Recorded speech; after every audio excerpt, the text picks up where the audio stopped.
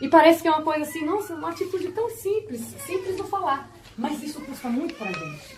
Isso vai muito contra a nossa realidade, contra a nossa natureza. Mas se a gente buscar em Deus, buscar do Espírito Santo, aquele que nos capacita, por mais difícil que seja, talvez até impossível em algumas situações, se torna possível. E quanto mais a gente praticar o perdão no nosso dia a dia, praticar isso virá uma prática comum. Essa é a intenção de Jesus, dele sendo o nosso mestre, o nosso Senhor. De fazer isso ser comum, natural. Por isso que ele fala 70 vezes 7. Quantas vezes precisar, independente da pessoa, pro casamento então, que a gente convive com a pessoa todo dia, deita e dorme. Quantas vezes precisar. E é uma resistência muito grande, mesmo eu não querendo, porque a minha carne não vai querer, a minha mente não vai querer, o meu coração não vai querer, nada em mim vai clamar por perdão, perdoa, perdoa. Pelo contrário, tudo vai clamar, não perdoa, não. E aí aquela guerra, é uma guerra espiritual, não, eu não quero perdoar. Às vezes a gente tem que ser até sincero com Jesus. Falar, Jesus, é o seguinte, eu não quero perdoar. Não quero perdoar, mas essa decisão, essa escolha é pessoal, eu preciso perdoar, é uma necessidade. E se eu perdoar, eu vou trazer cura para a minha vida, para a minha alma, para a minha mente, para o meu casamento. Então, Jesus, mesmo eu não querendo, Senhor, mesmo isso custando tanto para mim, sendo difícil, eu me rendo, eu vou perdoar. Não, eu vou perdoar. Mente, você vai perdoar. Coração, você vai perdoar. Alma, você vai perdoar tudo em mim. Você vai perdoar. Então, esse domínio é muito pessoal. É um domínio que a gente tem que buscar através do Espírito Santo, da gente dominar a gente mesmo. É a gente conversar com a gente mesmo. E às vezes se resolver pessoalmente para depois resolver com uma pessoa que nos aborreceu, quem quer que seja, né? Mas principalmente trazendo para o casamento. Então é isso, perdão, uma manifestação da graça de Deus. Verdugos, carrasco, não tem coisa pior do que carregar peso dos sentimentos, o peso do rancor, o peso da amargura e ficar preso a todos esses aborrecimentos. Amém. E para postar na página. A falta de perdão também impede que as nossas orações cheguem diante de Deus, né? Deus nos instruiu a perdoar nosso irmão antes de orarmos. Já vimos aí em Marcos 11, 25. Para que possamos caminhar em fé, precisamos manter atitudes corretas para com as outras pessoas, né? Essa questão do perdão, a Patrícia já fez a colocação, é uma questão de atitude, né?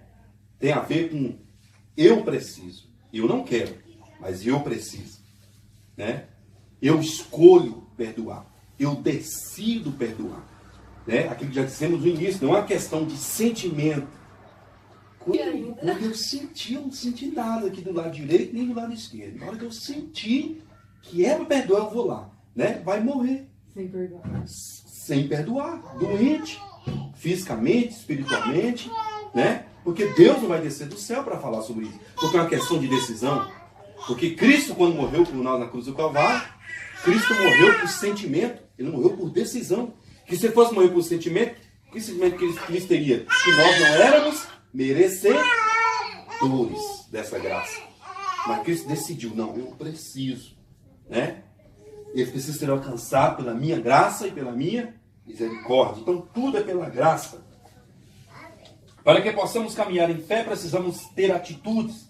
A palavra fala a respeito daqueles que nós ofendemos, bem como daquele que nos tem ofendido, né? Se nós ofendemos, reflita você e não precisa responder. Se nós ofendemos, devemos iniciar o processo de perdão.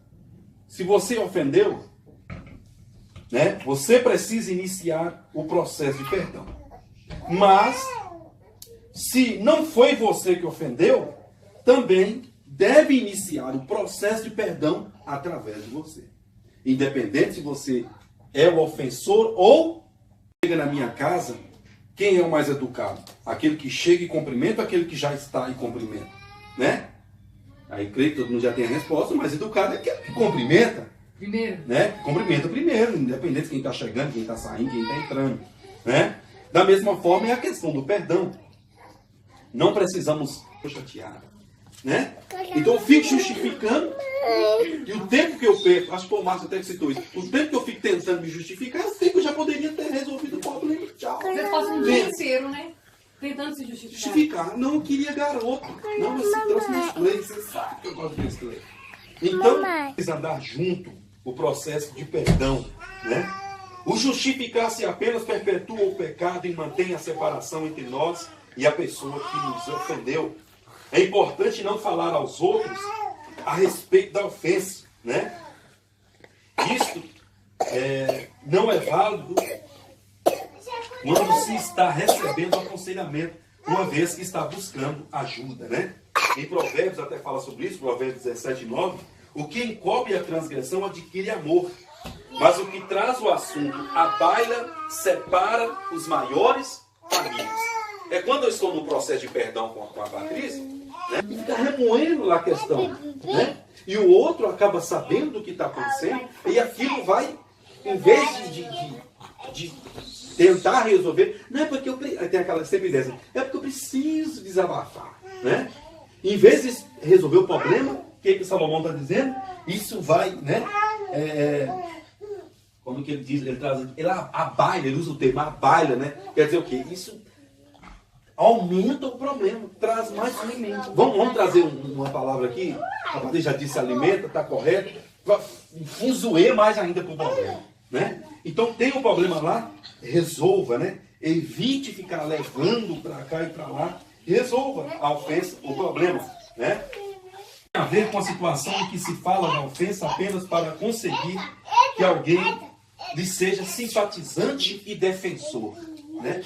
Muitas vezes a gente encontra sobre isso. Já vimos até situações de casais que postam lá no Facebook, né? Às vezes tem uma briguinha de manhã, aí fala, não posso.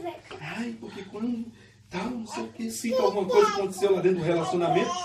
E é óbvio a pessoa que vai ler o texto lá que foi colocado, vai entender que aconteceu alguma coisa dentro do relacionamento. O que é que ele está buscando lá? Justamente está dizendo aqui. Está buscando que o outro do outro lado seja com ele simpatizante e defensor. Mas na verdade o outro está lá do outro lado sendo simpatizante. Oh, tadinha.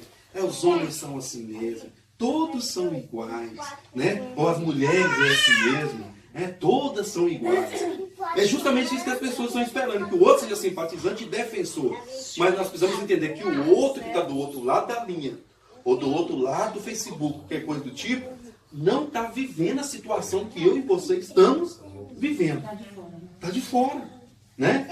É por isso que as pessoas usam aquela expressão assim, ó, em briga de marido e mulher, ninguém mete a colher.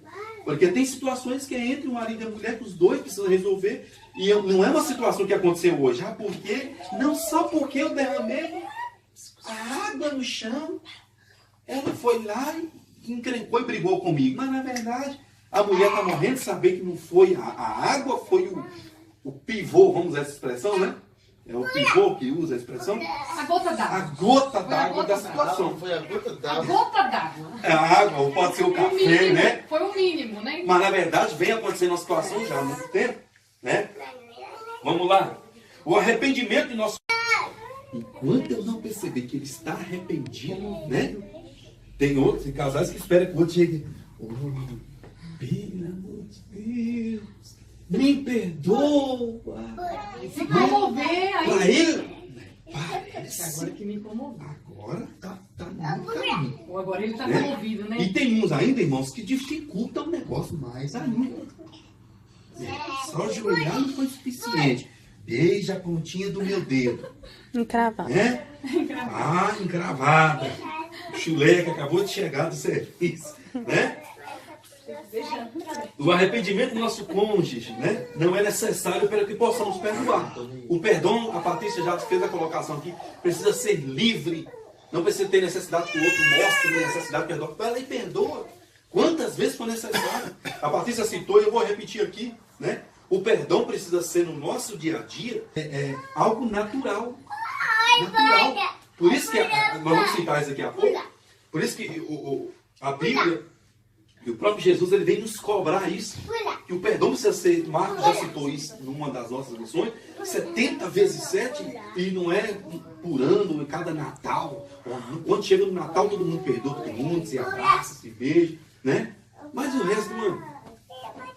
Então, esse perdão precisa ser diário, né? Precisa ser uma coisa natural. Por isso que Jesus, a Patrícia já fez a colocação, cobra tudo isso, né? O perdoar libera o ofensor para que ele possa se arrepender. 2, versículo 4. Ou despreza a riqueza da sua bondade e tolerância e longanimidade, ignorando que a bondade de Deus é que te conduz ao arrependimento, né? Quando eu libero perdão para Patrícia, né? Libero perdão para ela, eu dou condições dela também se arrepender. Por que, Samuel? Porque eu estou abrindo um caminho. Eu estou abrindo uma possibilidade. E a Patrícia até já fez a colocação aqui. E eu vou repetir. E isso é uma questão que eu não preciso esperar que o outro faça. Se eu me posicionar dentro desse relacionamento, se eu me posicionar dentro desse casamento e tomar a atitude que precisa ser tomada, um precisa tomar a atitude, né? O Márcio já fez a colocação numa das lições que ele citou. Alguém precisa ceder nesse relacionamento, né? Então, quando eu abro o leque para o perdão, independente se eu fui ofendido ou ofensor, eu estou permitindo e dando condição para que o meu companheiro também repense sobre a questão. Por mais que eu te perdoo, e a Patrícia não está sentindo, vamos usar essa expressão, não está sentindo em perdoar ainda. Mas o fato de eu já ter perdoado ela vai trabalhar isso na mente e aos poucos ela vai sentir também a necessidade de perdoar, porque isso se tornou mais fácil. O caminho que estava tão fechado agora já tem um lado aberto. Vai lá. A questão do perdão, eu estava falando, na questão sentimental é muito importante, né? Mas na questão vamos dizer, da prática mesmo, é tão importante o quanto. É igual eu te amo, essa frase, eu te amo. É muito bom ouvir, é prazeroso ouvir, é bom saber que alguém me ama e essa pessoa está expressando.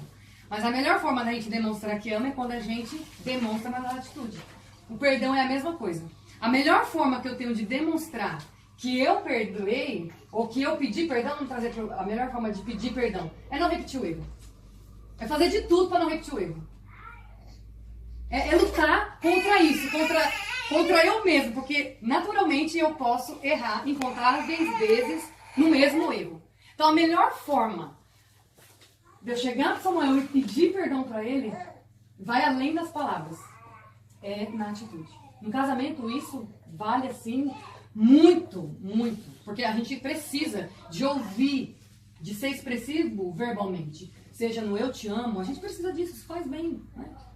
Elogiar e tal. Trazendo aqui pro perdão, eu preciso de falar verbalmente, me perdoa, eu errei, mesmo quando eu não errei. Mas a melhor forma de eu demonstrar isso pra ele, ou de eu fazer isso valer mesmo de fato, como se fosse um acordo selado, né? É quando na atitude eu busco repetir menos, ou eu busco não repetir a atitude que causou aborrecimento no outro. Se eu sei que aborrece ele, né? Eu vou dar um exemplo aqui. Se eu sei que é uma coisa que aborrece Samuel, deixa eu tentar lembrar. Por exemplo, Samuel quando tá com sono e fome. Melissa, ela tem 3 anos. Se for estudar pela idade da Melissa, tem tudo a ver. É na idade, é uma fase. Quando a criança tá com fome e sono, naturalmente ela vai embirrar. Tá? Mas o Samuel tá com mais de 30 anos. Mais de 30 anos. Melissa tá com 3 anos, né? E tem esse comportamento que é natural, nossa, pela medicina, pela pedagogia, super natural. Ter uma birra, ter uma atitude contrária, porque tá com fome ou tá com sono. Samuel tá com 30 anos e age assim. Quando ele tá com fome e com sono, ele é outra pessoa. Ele fecha a cara, ele não vê graça em nada. Você pode oferecer pra ele aquilo que ele mais gosta, uma Coca-Cola gelada, um passeio na Torre Eiffel. Não adianta. Estraga o passeio do sol. Ele precisa de dormir e precisa de estar alimentado. Então, eu sabendo disso, tem como eu evitar? É um tipo de aborrecimento. Se é uma coisa que aborrece ele, buscar evitar. Nossa, quando eu vejo ele que ele tá com a cara assim, fechada, eu já penso, é fome ou é? Eu vejo que dá pra trazer uma coisa pra comer, eu já providencio uma coisa pra comer. Porque eu sei que isso vai mudar o comportamento dele. Então, mas naturalmente, qual que é a minha tendência? Isso é o que eu devo fazer, isso é o que é certo fazer, e isso é o que eu luto todo dia para fazer, em prática. Mas qual que é a minha tendência? Provocar ele. Se ele tá com a cara fechada, por causa de sono, por causa de fome, não é uma coisa que para mim no meu caso, né? Eu não tenho essa necessidade. Se eu tiver com fome, com sono, isso não muda o meu humor. No caso, não muda o dele. Então, como não é uma coisa que pra mim é importante, se eu não tomar cuidado, eu vou provocar ele, deixar ele aborrecer ainda mais ele, né? Do que perdoar ele, se ele me aborrecer por causa dessa atitude. Entendeu? Então, às vezes, quantas vezes eu esqueço disso, eu fico trabalhando na minha mente. Às vezes eu fico, já tá com essa carinha, já tá com isso aqui. Então eu fico naturalmente provocando ele de uma coisa que ele já tá provocado por natureza. Então a minha tendência é o quê? A minha tendência é ir, ó, é a semente. Calma, não provoca. Porque se eu provocar, quem vai ter que pedir perdão é eu. Eu penso assim, né? Na realidade. Ele tá lá com a cara fechada, tá lá, às vezes me aborrecendo que a cara dele tá fechada. Nossa, não devia ter a cara fechada num momento desse. Né? Mas se eu ficar provocando ele, eu vou aumentar o problema. Eu vou alimentar o problema. E, infelizmente, na nossa natureza, a gente tá, parece que, projetado. Parece que a gente, não tem jeito. Parece não, a gente nasceu no pecado, né? Fruto do pecado. Então a gente está projetado para fazer o que não deve fazer, mesmo sabendo do que tem que fazer. Então um desafio diário é o quê? Uma situação boba. Né? Se diariamente eu vou falhar, naturalmente, eu vou falhar naturalmente, diariamente, então naturalmente eu tenho que trabalhar em mim para agradar ele mais e aborrecer ele menos.